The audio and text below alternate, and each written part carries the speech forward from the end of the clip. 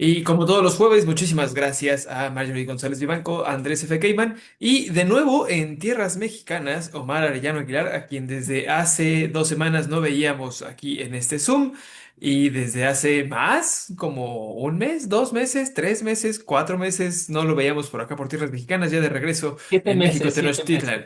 siete Sí, meses. Decía estar trabajando en procesiones. sí, exacto. O- no, no, no, no las procesiones que ustedes creen definitivamente, pero sí en un tipo de procesiones.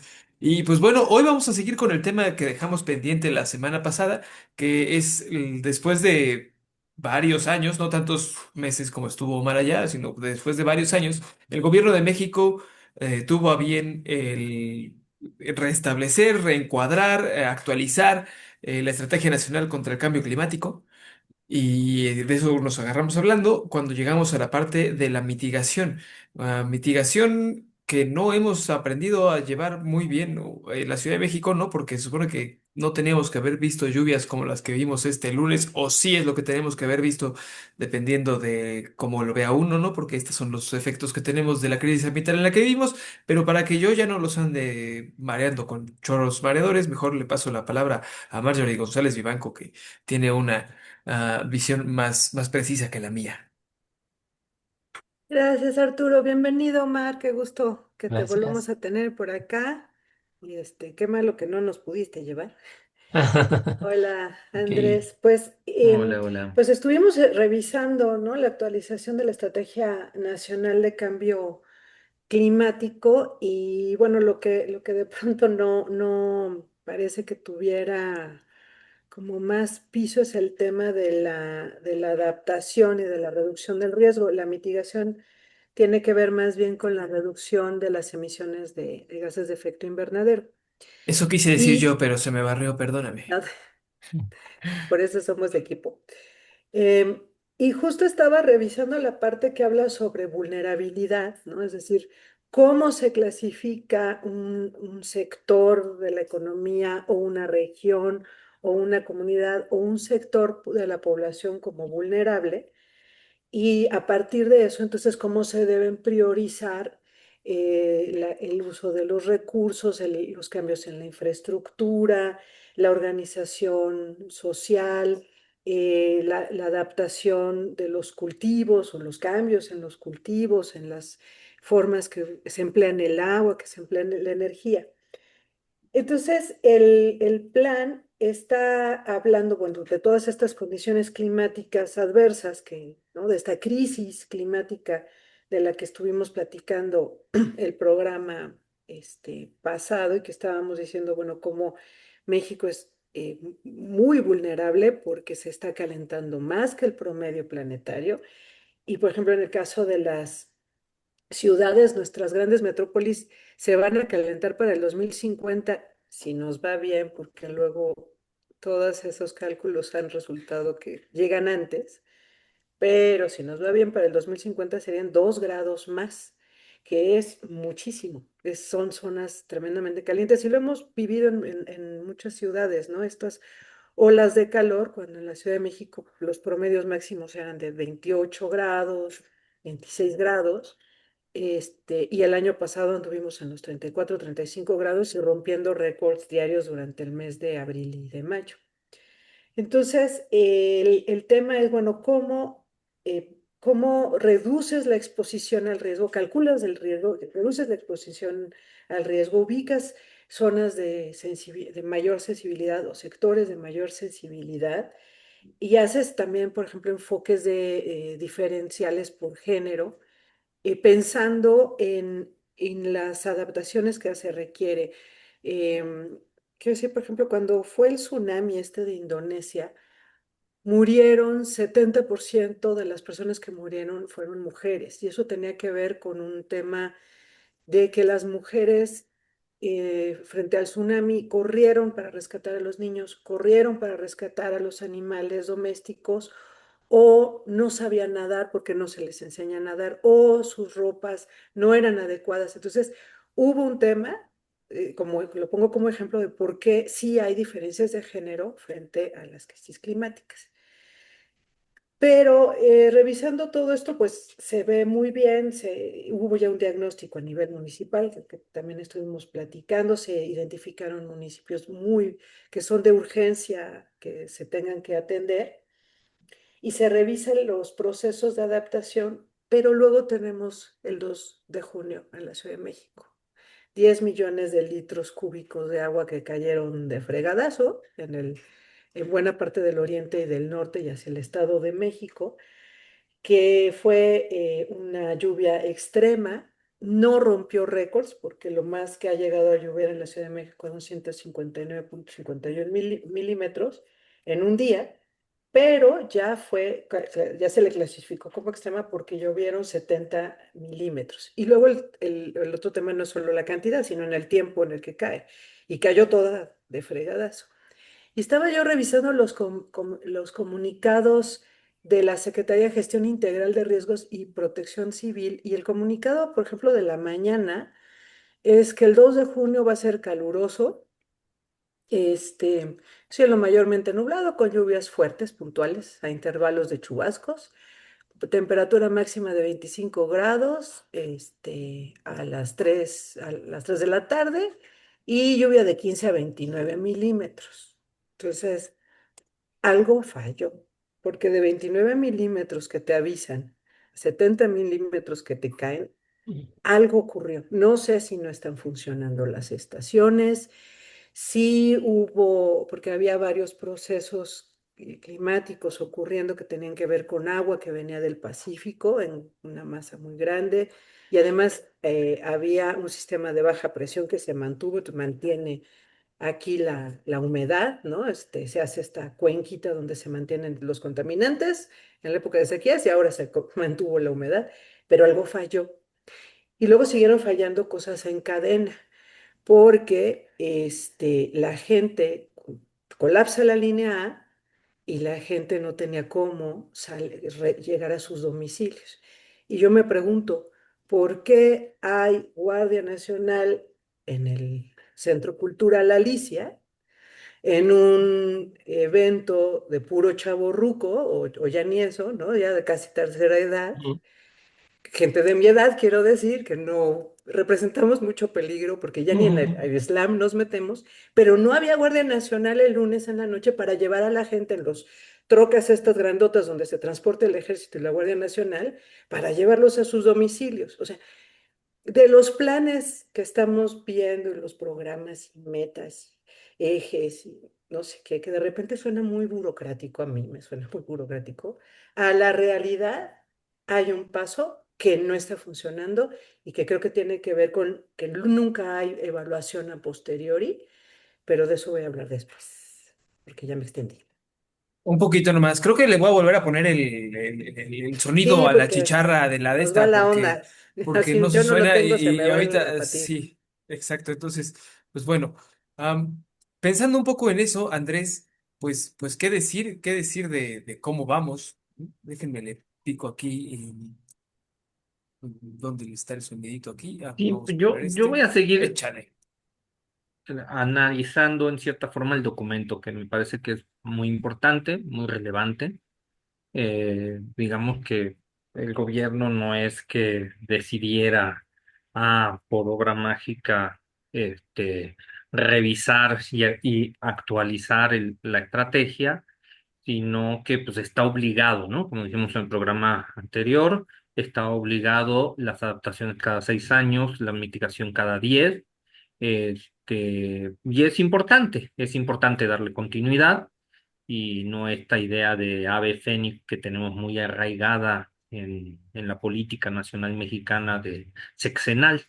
Eh, entonces, la sesión pasada hablamos de las adaptaciones, que son en definitiva las iniciativas y las medidas encaminadas a reducir la vulnerabilidad, que de eso vamos a volver a hablar, por ejemplo, ahora que volvieron las lluvias y, y qué estrategias de recuperación puedan existir, sino que no, ahorita me interesa como enfocarme en la mitigación, ¿no? Que no nos dio tiempo la pasada. Y eso, la mitigación la tenemos que entender, como dijo Marjorie, son los esfuerzos y las acciones implementadas con el fin de reducir las emisiones y mejorar los sumideros, es decir, los gases atmosféricos.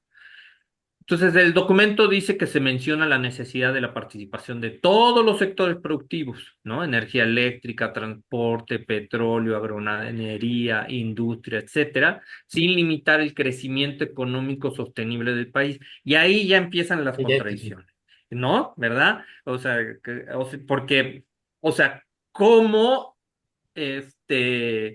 mitigamos sin limitar el crecimiento? Para mí eso ya es muy difícil. O sea, otra vez se expresa una contradicción porque pareciera ser que la única alternativa son medidas remediales sin cambiar la esencia, la sustancia del funcionamiento del metabolismo social capitalista, ¿no? O sea, seguir creciendo, pero de manera sostenible, sin definir realmente esa palabra que es la sostenibilidad y que es muy compleja porque tiene muchas formas de aproximación.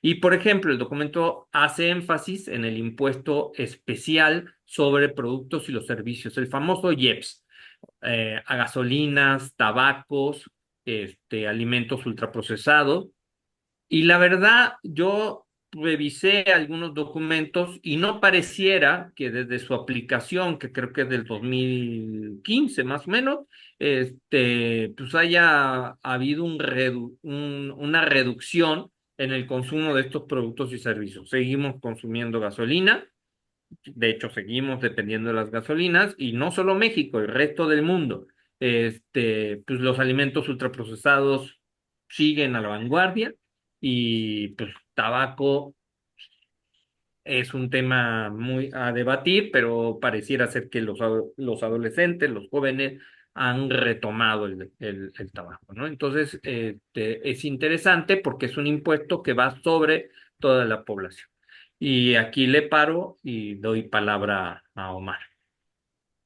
Mira, esa musiquita estuvo más acá. Esa Esa nos gusta, está. esa nos Esa no gusta. está tan Es fea, con ok. ritmo, está sí, no, bueno. no, no asusta. Eso mero. Se llama Vamos para que me recuerden ahí la próxima semana de poner la misma, aunque suene igual. Omar, bienvenido de regreso. Qué gusto tenerte por Gracias. acá. Este, hablando de mitigación, y hay otro término que mencionaron ahí durante la semana, que es la transversalidad. No sé si ahorita nos puedan contar un poquito de qué es la transversalidad y qué queda transversal, qué queda horizontal, porque ahí ya uno no acaba de entenderlo. Sí, bueno, aprovechando estoy de regreso y que no había comentado nada del informe, o bueno, de este documento, más que informe, este documento, este plan. eh, yo creo que son documentos guía, en cierta manera, y que buscan tratar de esquematizar hacia dónde deberíamos de apuntar las políticas públicas, las acciones, etcétera. Y también, pues, cuánto nos va a costar para hacer todo lo que se está planteando. Y ahí es cuando, como dice Andrés, hay muchos problemas porque queremos hacer acciones de mitigación, pero sin tocar el desarrollo económico, sin tocar los grandes intereses, sin poner un freno a las capacidades de carga que tiene cada una de las cuencas hidrológicas en donde pues, se desarrollan estas actividades. Y lo menciono como cuenca porque al final de cuentas, eh, cada cuenca hidrológica tiene un contexto respecto a su posición geográfica, pero también a sus dinámicas. Cuando entonces hablamos, por ejemplo, de acciones de mitigación, eh, que son reducción de emisiones, acciones de adaptación, no sé, estar adaptados a posibles inundaciones o procesos de sequía. Ahora, el siguiente elemento es la transversalidad, es decir, cómo generamos una política transversal que toquen estos temas de tal manera que nos permita darle un seguimiento coordinado a acciones de mitigación y de adaptación. Y en ese sentido, el documento nos habla de acciones, eh, creo que caen en espacios muy comunes cuando hablan, por ejemplo, incrementar el conocimiento, incrementar la transparencia de la información, ¿no? De acuerdo con el Acuerdo de Escazú. Incrementar las capacidades y cooperación entre las entidades. Hacer justicia climática, garantizando una efectiva reducción de las emisiones. Resolver desigualdades, innovar tecnológicamente, tener economías circulares y sostenibles. Entonces, todos esos suenan muy bien en el documento, pero a la hora de la práctica, de la praxis, creo que quedamos ahí con muchas incógnitas, porque las, las capacidades y la cooperación, por ejemplo, es algo que siempre se establece o se busca que haya capacidades técnicas y las hay en México. Hay capacidades técnicas, tenemos redes de monitoreo, tenemos redes de alertas. Quizá un ejemplo interesante son las alertas sísmicas, ¿no? Que son sistemas de prevención que ha funcionado bastante bien, pero no tenemos alertas, por ejemplo, de estas emergencias de tormentas e inundaciones, a pesar de que tenemos una red de monitoreo meteorológico bastante robusto. Eh, y tenemos redes de monitoreo de calidad del agua, por ejemplo, de la cantidad de agua, de la calidad del agua y cómo se está moviendo. Pero, ¿cómo pasan esas bases de datos, esas capacidades técnicas que ya se cuentan a la toma de decisiones? Y eso creo que ahí es el problema, que recurren todos los gobiernos, y no solamente el mexicano, en que quien tiene que tomar decisiones de actuar, en ese momento no recurre necesariamente a la capacidad técnica que ya existe o que está montada, ¿no? Vaya dilema, porque entonces pareciera que estamos caminando a ciegas cuando en realidad sí tenemos ojos para ver, ¿no? Y oídos para entender, diría la Biblia en el Apocalipsis, creo, o algo así. O Sí. sea, sí tenemos como este conocimiento de causa de cómo, por dónde. ¿Qué falla ahí, March? Tú que, a ti que te ha tocado sondear en las profundidades de los aparatos burocráticos, pues, ¿quién no toma la decisión que debe tomar? ¿O a quién dejan de escuchar? ¿O por qué estamos como estamos? Mm, Mira, luego hay muchas complicaciones a la hora ya de aterrizar todos estos planes y metas. En el caso de la Ciudad de México, me parece que el sexenio pasado se presentaron políticas que estaban muy bien diseñadas, que sí había transversalidad, que se impulsaban los cobeneficios. ¿Qué quiero decir? Que si tú, por ejemplo, tienes este plan de revegetación, ¿no? En toda la ciudad, implica que quitaste cemento de camellones y de otros lugares y los aprovechaste para poner vegetación. Entonces, por un lado tienes un área un poquito más, le ganas un poquito el área de captación de agua pluvial, y al mismo tiempo esa vegetación, esos árboles están captando contaminantes, están emitiendo oxígeno, mejoras calidad del aire, reduces inundaciones, etcétera. Pasa lo mismo cuando planificas mejorar el tipo de transporte, ¿no? Entonces, que sea un transporte de bajas emisiones, que conecte zonas de alta vulnerabilidad, etcétera. Entonces, en el plan hay muchas cosas que sí van funcionando, pero un primer problema sigue siendo de comunicación interinstitucional. Otro de las capacidades, porque también se mide capacidades en términos de ver qué tipo de estudios y qué niveles de estudios tienen los responsables de ciertas áreas. A nivel municipal, en nuestro país, suele ocurrir que se contrata a la prima de la tía del amigo del compadre. Y no a alguien que tuvo estudios, por ejemplo, de protección civil, y entonces que sabe cuáles son los mecanismos, los protocolos, cómo funcionan, y que tiene la capacidad de dar instrucciones frente a información, ¿no? Que puede interpretar información, por ejemplo. Entonces, ahí hay un tema. Otro tema es este que te digo de la información, porque claro, en el día a día, en el gobierno tienes una presión gigantesca de todas las broncas cotidianas, desde el bache más chiquito hasta que los maestros están tomando una vialidad y ya se cerró el aeropuerto. Y entonces la generación de información es un problema. Y ahí yo creo que se necesita, y siento que este gobierno va a tener una mejor perspectiva al respecto, vincularse con las instituciones académicas, porque tú o gobiernas o te pones a hacer números, pero eso es algo que pueden hacer las instituciones académicas. Ahora, el tema es que te escuchen, ¿no? Y luego la otra es la evaluación.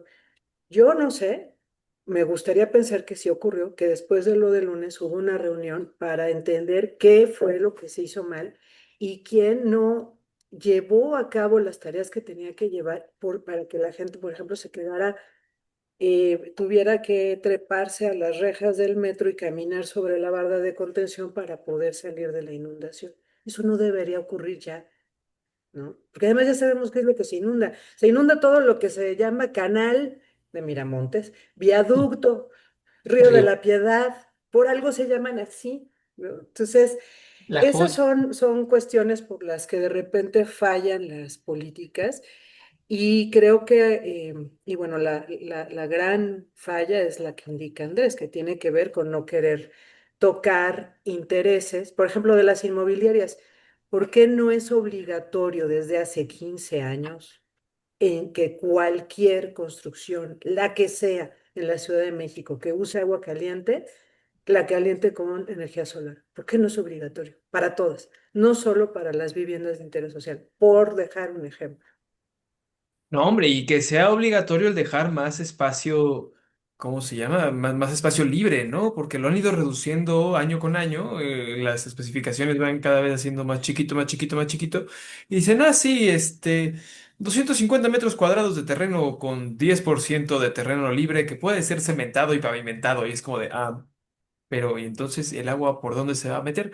Y entonces, seguramente mucha de la gente que le tocó mojarse, a mí, entre ellos, este lunes, pues tuvimos que ir a un doctor o a atendernos de alguna manera. Y ahí entra, creo, un poco lo que nos mencionaba Omar sobre la transversalidad, ¿no? O sea, de cómo tener políticas públicas, pues para aliviar lo que ya se jodió.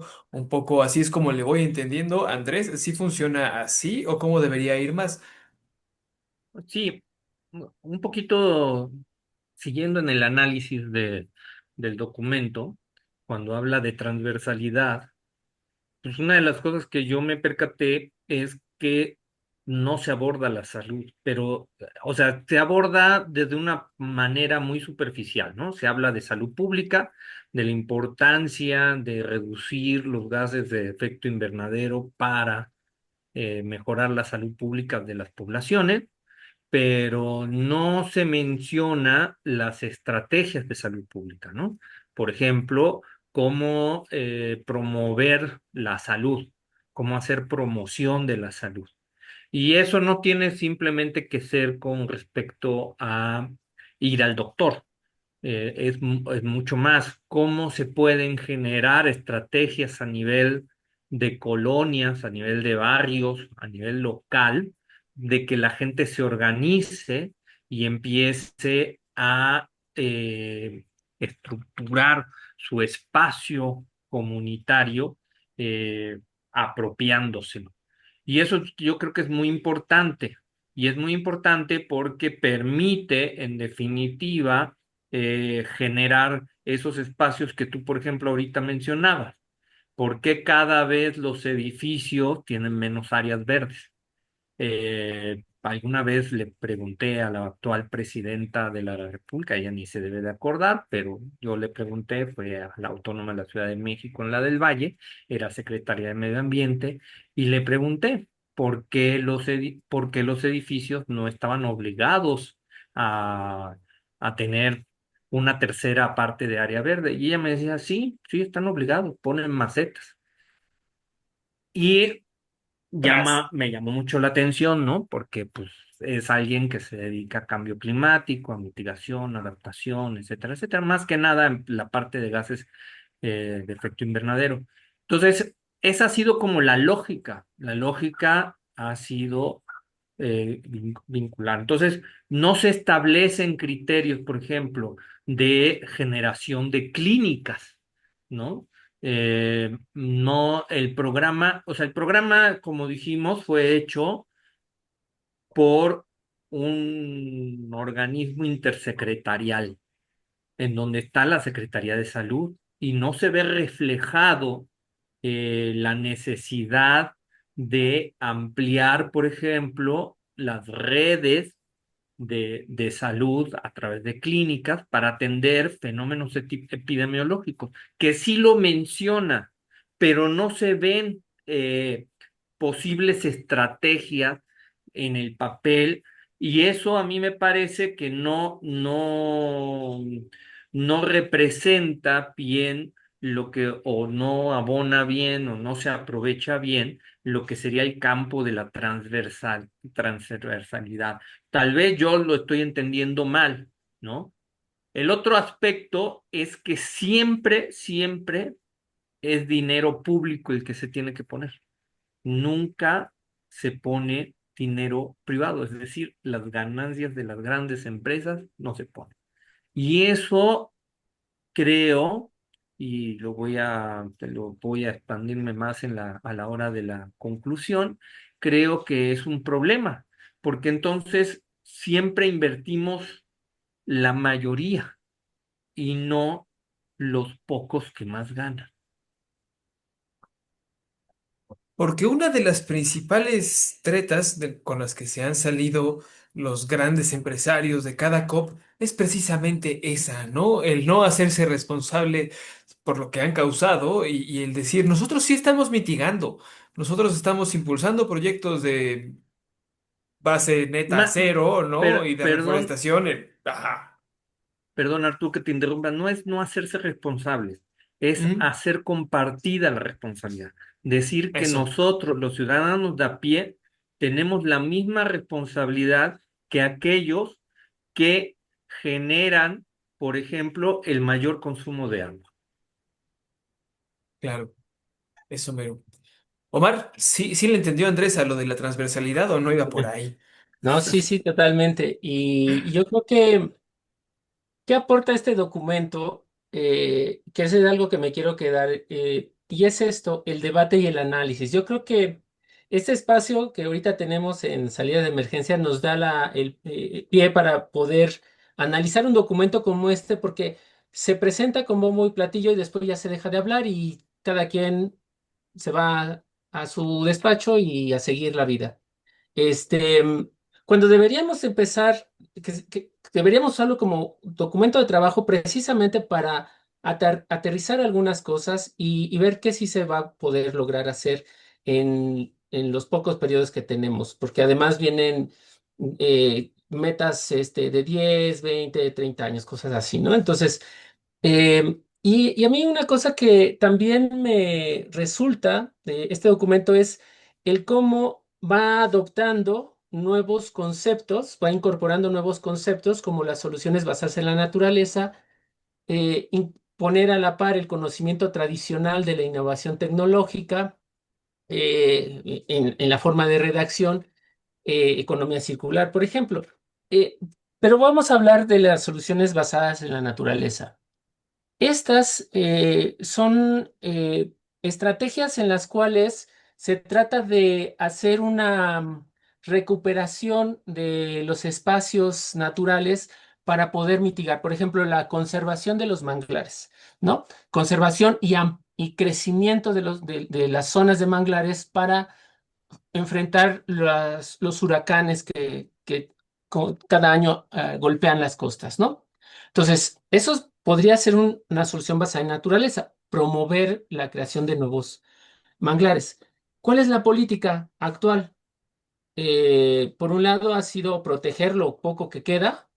Hay una estrategia que presentaron hace poquito de la restauración del sistema de manglares, pero por el otro lado, se sigue apostando por un modelo turístico muy agresivo sobre la línea de costa. La privatización inclusive de las playas de manera ilegal. Em, Otro aspecto es, por ejemplo, las inundaciones. Una de las inundaciones más fuertes que ocurrieron durante la pandemia fue el desbordamiento del río Tula en la ciudad de Tula.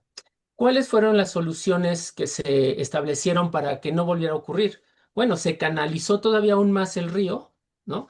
Eliminó todo el bosque ripario, generando prácticamente una especie de acueducto, casi como tobogán, para que en la próxima avenida de agua sea todavía más violenta.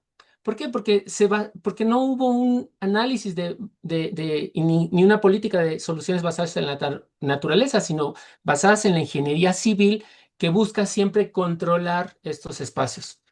Conocimiento tradicional. Habrá algunos aspectos que son importantes, pero el conocimiento tradicional no va a solucionar un problema eh, que nos está enfrentando día a día. Necesitamos realmente establecer límites en el crecimiento y en el tipo de desarrollo económico en el que está basado pues, nuestra sociedad, ¿no? Eso no le va a gustar a las grandes corporaciones, ¿no? No, Ni a los grandes capitales, ni tampoco a los gobiernos, ¿no? no, Hace poquito me topaba en no TikTok es popular. un... Pues sí, no es popular. O sea, hace poquito me topaba en TikTok un video que decía de los ciclistas están destruyendo al mundo porque no compran gasolina. No usan carros, no pagan seguros, le quitan el empleo a los hojalateros, a los pintores, ¿no? A los de las agencias de carros. Y entonces, y es más, no, son saludables, son sanos, entonces viven más, no se enferman. Entonces, pues qué gasto tan terrible es ese de tener ciclistas en las ciudades, ¿no? Y yo dije, bueno, claro, tiene toda la razón. Este, pues, pues eso. March, ¿con qué vamos? ¿Con qué nos quedamos de la Estrategia Nacional de Cambio Climático, con la nueva Estrategia Nacional de Cambio Climático, presentada la semana pasada por la Secretaria de Medio Ambiente, Alicia Bárcena? ¿Con qué conclusión nos vamos quedando ya en la última vuelta? Porque ya se nos va haciendo tarde. Si pueden hacerla como de un minutito, estaría chido. Sí, sí, sí. Sí, yo creo que sí hay soluciones que son importantes, este tema del rescate y la restauración de manglares. Hay soluciones que se están construyendo desde el sexenio pasado que tienen que ver con los cambios en las políticas de transporte público, el tipo de transporte, la forma en que está conectado. Y, por ejemplo, se acaba de anunciar estas nuevas ciclovías en la Ciudad de México, un montón de ciclovías, ¿no? Para llegar a Ciudad Universitaria, este, y otros planes como apenas hoy anunciaron que lo que fue un relleno sanitario ahora va a ser un parque de economía circular, o sea, una serie de procesos para transformar la basura, que no es basura, sino que sean residuos que tienen valor y que valor económico, pero también valor ambiental, ¿no? Porque son materiales que si los reciclas, pues dejan de contaminar, dejas de extraerlos. Este, entonces, sí hay acciones y justo el tema me parece es que esas acciones se vuelvan más radicales también en algunos casos y que de veras toquen los intereses más perversos que son los que nos tienen en este desastre ambiental también, ¿no? Eso, mero. Andrés, con qué nos vamos? Mm, yo voy a ser un poco más radical. Yo creo que sí hay proyectos más allá del complejo de ave fénix que tenemos sexenal, de que de repente Ujú. muchos proyectos dejan de ser apoyados porque significa apoyar al político que dejó el cargo. Yo creo que la estrategia nacional de cambio climático es un buen documento técnico, cubre varias cosas, tiene muchas ambigüedades en términos de que pues, se sigue haciendo la carga financiera al Estado, y ahí es donde yo voy a hacer el énfasis. Mientras el gobierno, creo que el gobierno progresista, no haga una reforma radical fiscal, en donde se le cargue más a las grandes empresas, que son las que más pues, desgastan el entorno y provocan el cambio climático, no vamos a tener soluciones rápidas. Porque los proyectos hay, la legislación hay, pero lo que no estamos haciendo es cargarle la mano a quien más genera. Y es evidente que la estrategia de deducir impuestos no ha funcionado. Es decir, ya cierro aquí, que las empresas paguen menos impuestos porque se conviertan ambientalmente responsables no ha funcionado. Se ha convertido en el famoso greenwashing, que creo que merece todo un programa. Hay que hacer una reforma fiscal que se cargue sobre las empresas más grandes. Eso es mi frase y eso tendría que decir la Estrategia Nacional de Cambio Climático. Dijera el clásico, pues tax the rich, ¿no? Dijeran las protestas mundiales, que le cobren impuestos a los ricos. Omar, Sí. para cerrar. Sí, bueno, bueno, además es un documento que da muchas cifras de la situación en la que estamos y si lo complementamos con lo que hace unas semanas presentó la UNAM respecto a los escenarios de cambio climático, el calentamiento que estamos sufriendo, la vulnerabilidad propia del país. Pues obviamente esto va mucho más rápido de lo que quisiéramos nosotros que ocurriera a nivel político y además a nivel de tomas de decisión. Ese es algo definitivamente que nos está superando por mucho desde hace años atrás. Yo creo que tenemos que empezar a trabajar en adaptaciones a nivel local, muy local, en contextualizando. No solamente son los municipios más afectados, como por ejemplo Chalco, ¿no? Sino otros, todos los que están en el norte están sufriendo sequías tremendas. ¿Y cómo van a hacer esa adaptación? Siguiendo, provocando lluvias artificiales, pues eso no se va a lograr. Al final de cuentas, y nada más para cerrar, a nivel regional debe de haber modelos alternativos, ¿no? Seguir desacoplando el consumo de hidrocarburos con la economía. Y a nivel global, ¿cómo incide México en el discurso internacional, ¿no? Realmente cuánto peso tiene.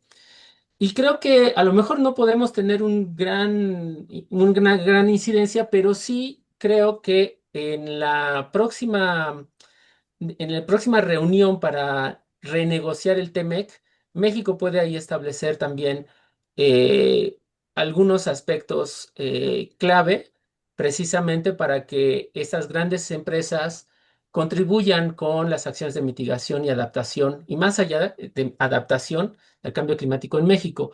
Y dejar atrás la autorregulación, porque actualmente la industria funciona a través de la autorregulación. El propio país promueve la autorregulación. Y eso no ha resuelto nada, ¿no? O sea, desde 1994 a la fecha que se promueve la autorregulación, simplemente sabemos que está fallida esa estrategia. Pues es que quién va a querer regularse de seguir haciéndose rico, digo yo, ¿no? Pues también, Sí, Exacto. hace unos meses en el canal preparábamos un reportaje sobre por qué los hombres no se deconstruyen y me decía la Daniela Pastrana, pues a ver, ¿qué hombre va a querer perder sus privilegios de macho? Pues ninguno, entonces, pues Ujú. como que ¿para qué? ¿No? Habremos algunos que sí. No, no, Algunos estoy de que no. acuerdo, pues, ¿no? Estoy de Sí, acuerdo, o sea, pero la lógica preponderante no sería esa. sí. Entonces, pues bueno, No. ¿Por qué para vas a ir perder a... tus privilegios? Exactamente. ¿Y por qué habría yo de dejar de vender petróleo si me va re bien? A ver, ¿no? Oigan, pero bueno, pues muchísimas gracias, March, Andrés, Omar. Aquí andamos en contacto y pues hasta la próxima semana. Hasta Nos la Nos vemos. próxima. vemos, que Chao. descansen. Bonito Descansen. fin de semana. Bye.